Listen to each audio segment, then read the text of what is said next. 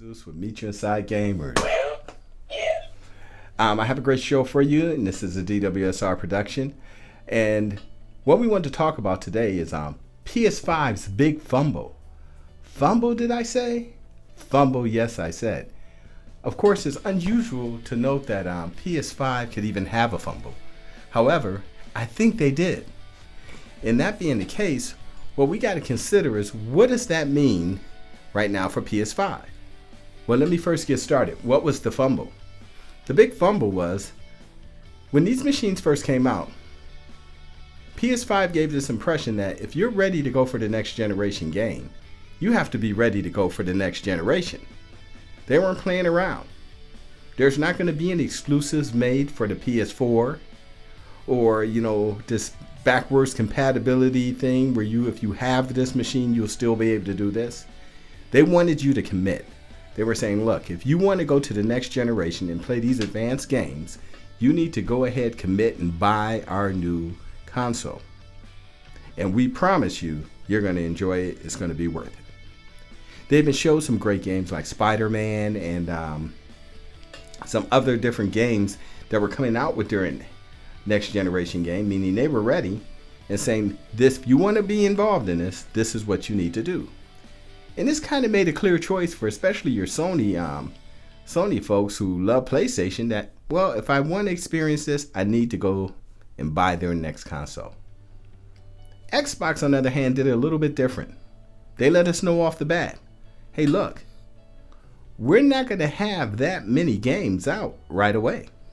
So it could be up to almost 2 years before we come out with any games, or we may develop just one game like Halo. And Halo was kind of getting shaky on when that was going to come out. So a lot of people kind of felt this gave PS5 the edge. Because who wants to buy, a new console and you don't have new console games to play? I can play the old games on my old stuff.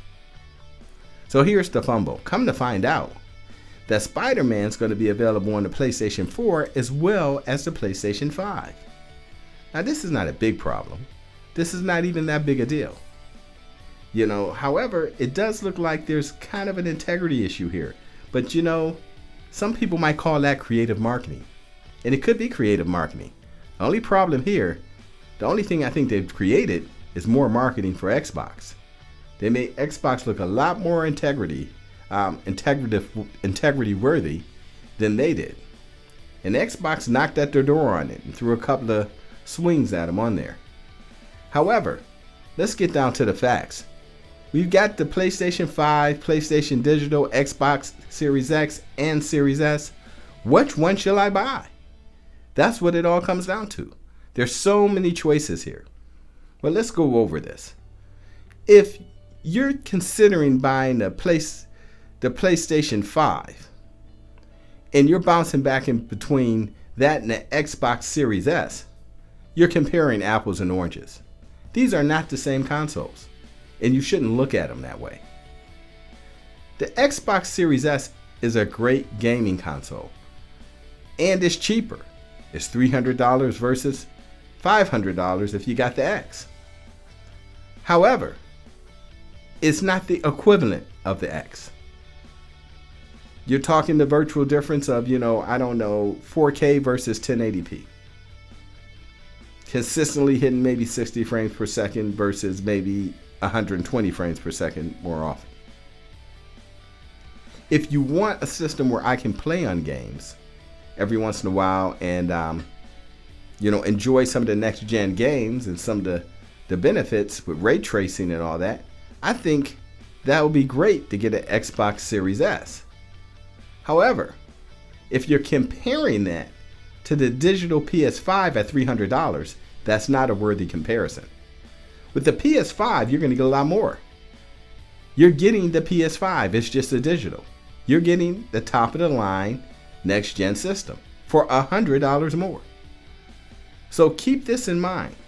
If you're a casual gamer, but you just want to be playing all the games, I would almost say you may not even need to buy anything, especially if you have something like an Xbox One X already or PlayStation Pro.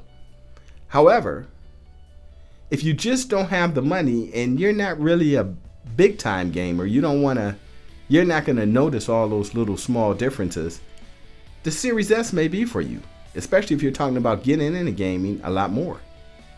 Keep in mind, some of these changes you see on these consoles are going to be hard to see with the naked eye unless you're someone who games all the time and you can tell the difference in the gameplay. I say if it's a game you play a lot, you might notice that, hey, this runs a little smoother. This didn't happen. But if, like I said, if you're somewhat of a casual gamer who's getting more aggressive into their gaming, I would probably say the Series S will be okay for you. It won't harm you. You can go to the Series X later or maybe the PlayStation 5. But once again, if you're a serious gamer, PlayStation 5 is going to be your obvious choice for digital, especially if you're a little short on money. You know, it's going to make a huge difference for $100.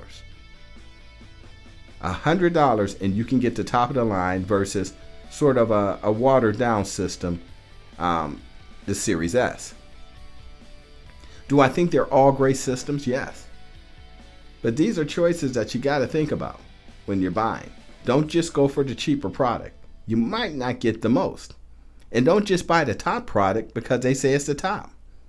You know, people talk about 4K. Well, first the question is, do you have a 4K TV?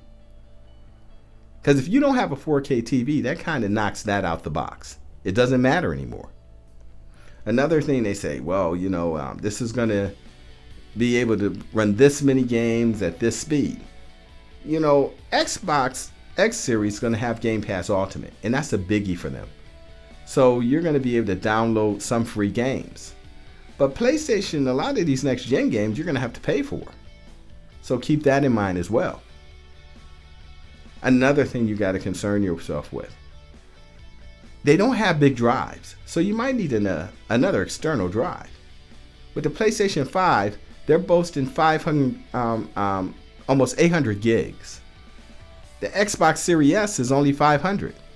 If you downloaded any games like Call of Duty, Gears of War, big games that a lot of people play, you're going to notice that, man, 2 or 3 games like this and you fill those drives up quickly. Xbox X Series Series X is actually saying we're going to have 1 terabyte, but it won't take long to even fill up a terabyte if you're downloading games pretty frequently. And then there's the idea you got to kind of manage the system to, you know, download and upload.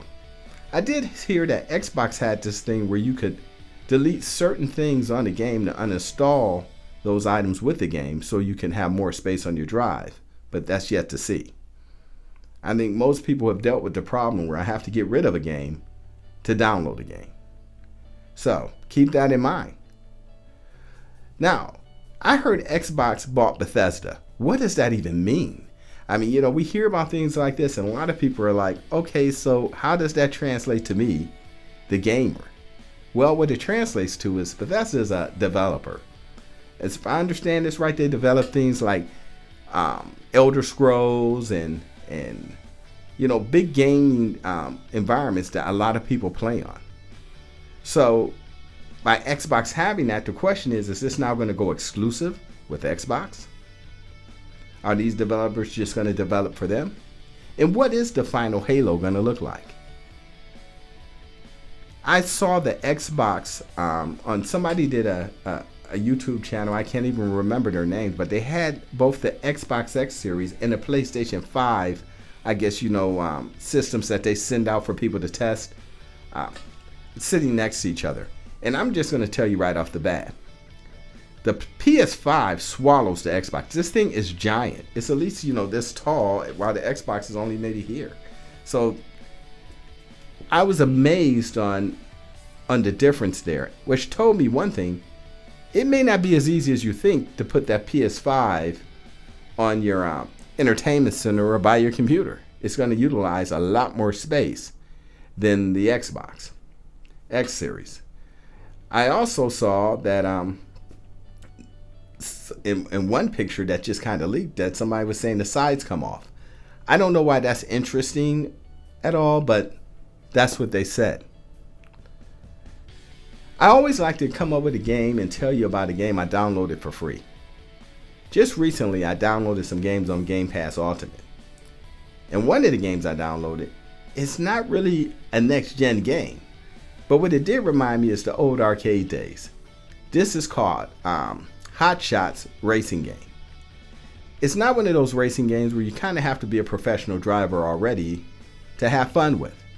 It's sort of like something you'll see in a Peter Piper's, where you get in the seat and you sit down, where pretty much you sit and you drive. It's fun, it's competitive, they have multiplayer and single player. Me and my son had loads of fun on it. If you see it, download it. I think you'll enjoy it. It won't use up a lot of space on your drive. So there's my tip for today. In the meantime, I just wanted to tell you a little bit about PS5's Fumble and xBOX's recovery. And the fight goes on. Thanks again. This is DWSR, Melted Zoo 63285, and this is Meet You Inside Gamers.